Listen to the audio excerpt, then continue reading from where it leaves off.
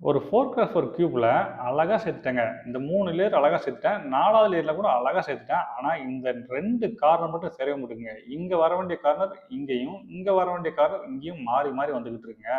இதை சரி பண்ணா இந்த இடம் கலைஞ்சிருது அப்படின்னு உங்களுக்கு ஃபீல் பண்ணீங்க அப்படின்னா அது என்ன அர்த்தம்னா கார்னர் பேரிட்டி வந்துருக்குன்னு அர்த்தம். இதை சால்வ் பண்ணி நீங்க என்ன செய்யணும்னா இந்த காயினை அப்படி தலைகீழ பிடிச்சிங்க. அதாவது கார்னர் எந்த கார்னர் இந்த பக்கம் ஸ்வைப் பண்ணுமோ அது டாப்ல பிடிச்சிக்க. டாப்ல பிடிச்சிட்டு இந்த 6 ஸ்டெப்பை அப்படியே ஃபாலோ பண்ணுங்க. இந்த கார்னர் பேரிட்டி சால்வ் ஆகிடும். என்ன பண்ணணும்னா ஃபர்ஸ்ட் இப்படி பிடிச்சிச்சு இந்த 3வது லேயரை 3வது காலமை 2 டைம் கீழே அனுப்புங்க. 1 2.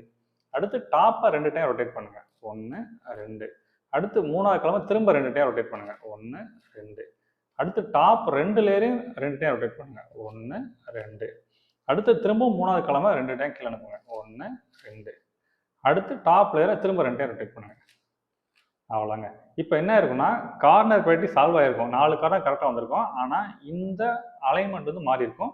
இதை மட்டும் நீங்கள் திரும்ப ஒரு டைம் வந்து சிங்கிள் சைடு கார்னர் ஃபார்மில் போட்டு மேட்ச் பண்ணிட்டு கியூபை சால்வ் பண்ணீங்க அப்படின்னா உங்களுக்கு கார்னர் பேரிட்டி சால்வ் ஆகிடும். ஓகேவா?